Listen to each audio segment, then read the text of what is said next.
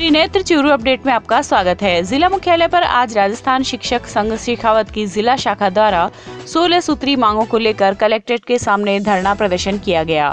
इस दौरान जिले भर से आए शिक्षकों ने हाथों में तख्तियां लेकर उग्र प्रदर्शन किया।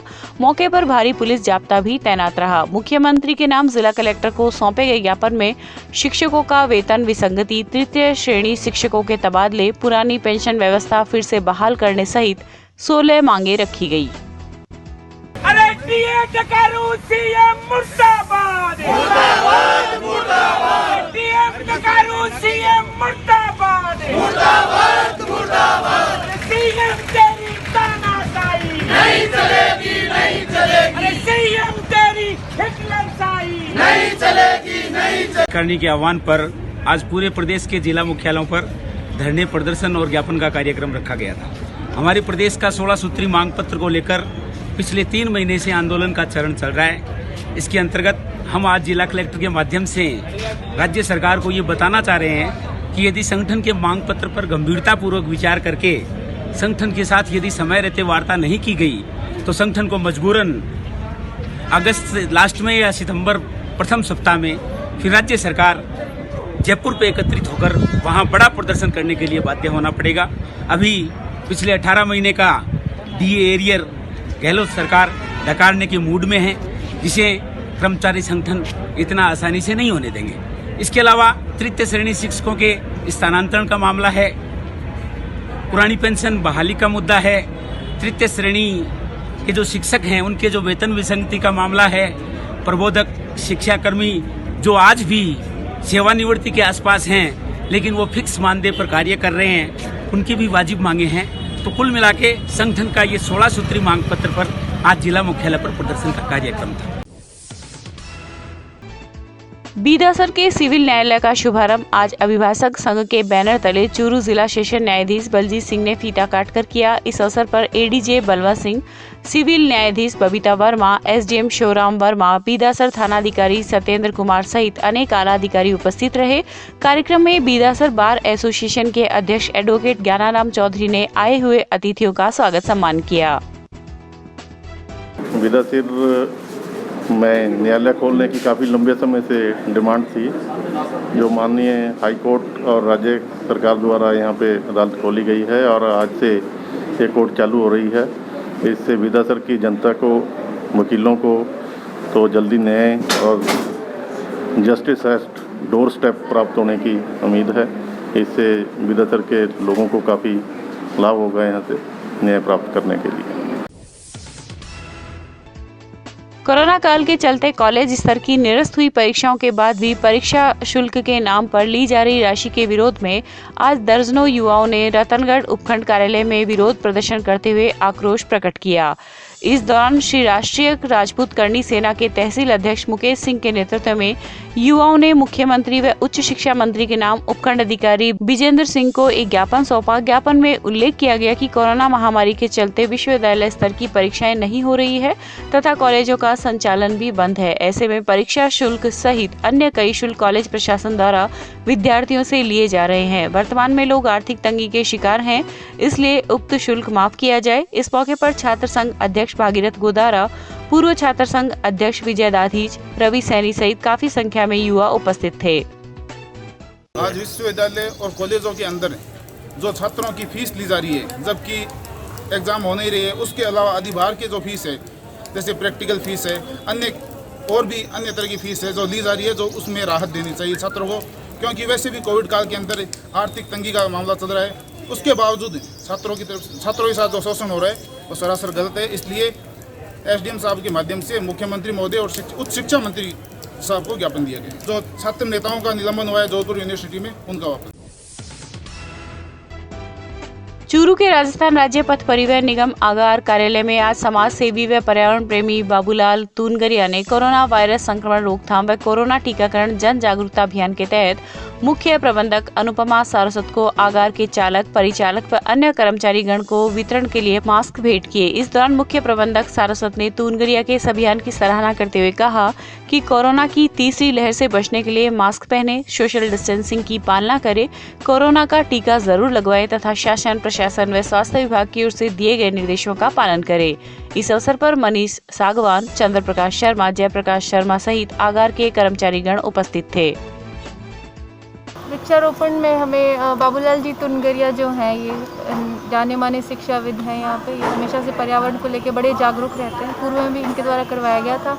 आज फिर से क्योंकि बारिश का मौसम है तो हमारे पूरे स्टाफ ने इनके सहयोग से वृक्षारोपण किया यहाँ पे प्रांगण में, जिसके लिए हम इनके आभारी हैं।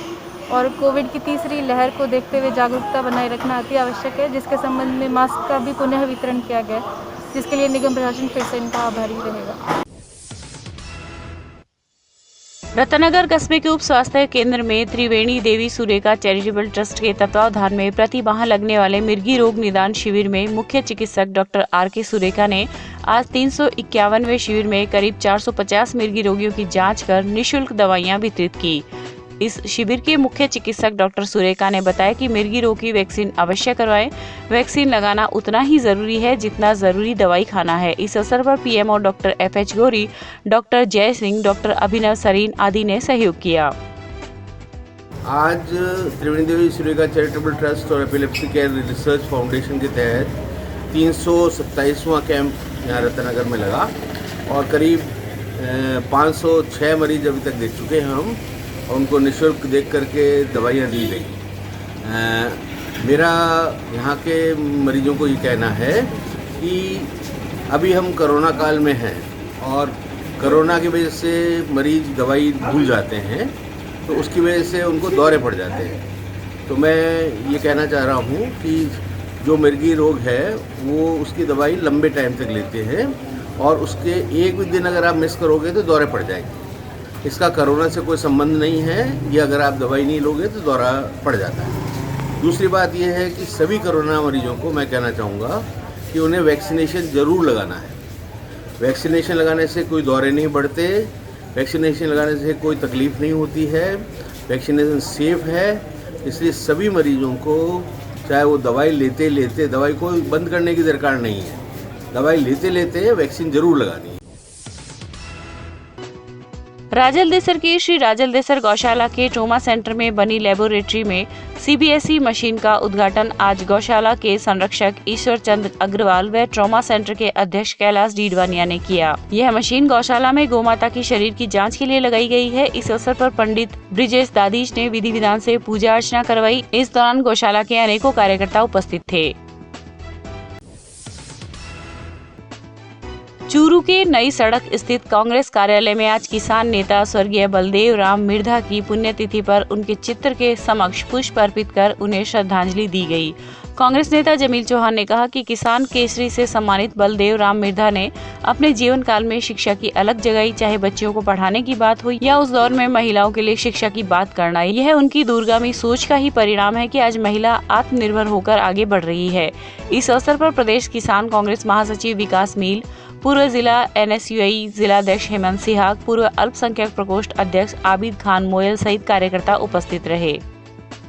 किसान केसरी से सम्मानित स्वर्गीय बलदेव राम मिर्धा जी की आज पुण्यतिथि पर नई सड़क कांग्रेस कार्यालय में कांग्रेस जनों के साथ आज पुष्प अर्पित कर उनको श्रद्धांजलि अर्पित की गई है। स्वर्गीय बलदेव राम मिर्धा जी शिक्षा के जगत में अलग जगाने वाले उस जमाने के बड़े नेता थे।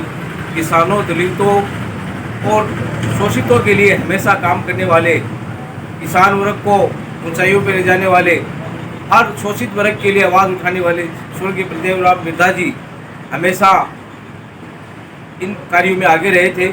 हम बलदेव राम मिर्धा जी को याद करते हुए आज उनको नमन कर रहे हैं और युवा साथियों से ये कहता हूँ कि उनके सिद्धांतों से प्रेरणा लेकर आगे बढ़े। जय हिंद, जय भारत। जयपुर में हुई वाको इंडिया किक बॉक्सिंग ट्रायल में चूरू के 6 खिलाड़ियों का गोवा में आयोजित होने वाली आगामी नेशनल प्रतियोगिता में चयन किया गया है। Ratangarh pro fighter martial art academy की तरफ से कोमल सोनी, मुक्त नोहाल, सोनू भार्गव, दिव्या शर्मा तथा सरदाशहर पैंथर मार्शल आर्ट अकेडमी की तरफ से अर्जुन सिंह व मनीषा वर्मा का चयन किया गया।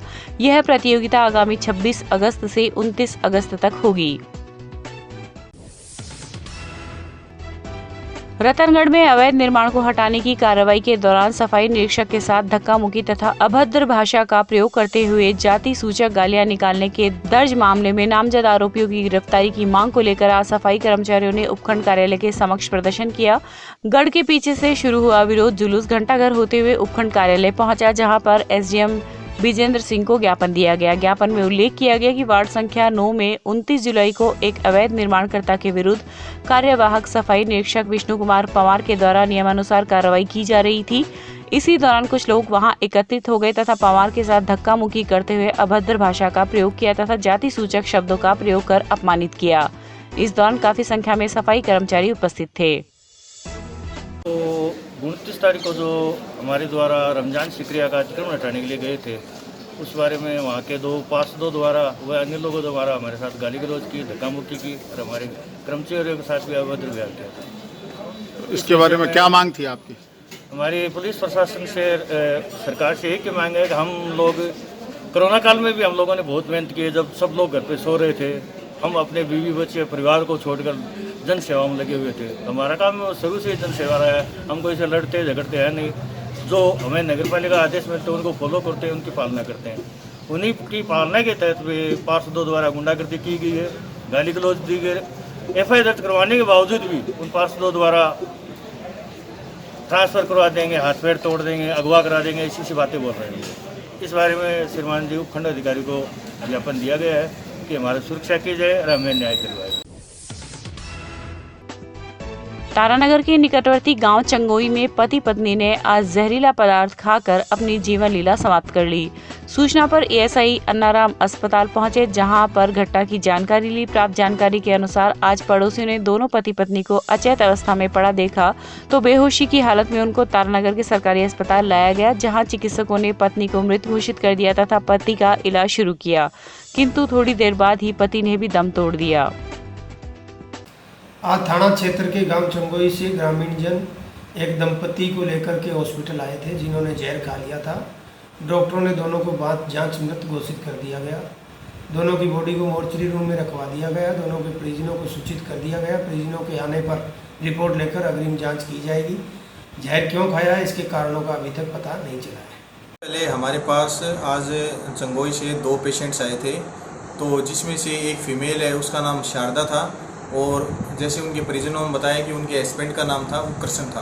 तो उनके जो पड़ोसी हैं वहाँ पे घर के अंदर उन दोनों को अचेत अवस्था में देखा, मतलब वो दोनों होश में नहीं थे। तो जैसे ही उनको यहाँ पर लेके आए तो उस टाइम हमने सबसे पहले फीमेल को देखा। फीमेल को जैसे ही हमने देखा तो हमने उसकी पल्स रेट देखी, बीपी चेक करी और उसका ऑक्सीजन लेवल देखा, जो तीनों उसके अंदर नहीं थे। ऑक्सीजन लेवल भी उसका मतलब मॉनिटर नहीं हो रहा था, बीपी रिकॉर्डेबल नहीं था, पल्स रेट है वो फीबल नहीं थी, मतलब पल्स रेट आ नहीं रही थी। तब हमने उसकी आंख की पिपल्स देखी, वो भी डायलेटेड थी, आंख की रोशनी बिल्कुल जा चुकी थी। जब हमने उसके ऊपर लाइट डाली तो वो पिपल्स है वो बिल्कुल भी काम नहीं कर रहे थे। तो विद इन 10 to 15 मिनट्स हमने उसको अच्छी तरह चेक करने के बाद हमने उसकी जो फीमेल है उसको डेड घोषित कर दिया। फिर उसको हमने मेल को, इधर से मेल का भी ट्रीटमेंट स्टार्ट था।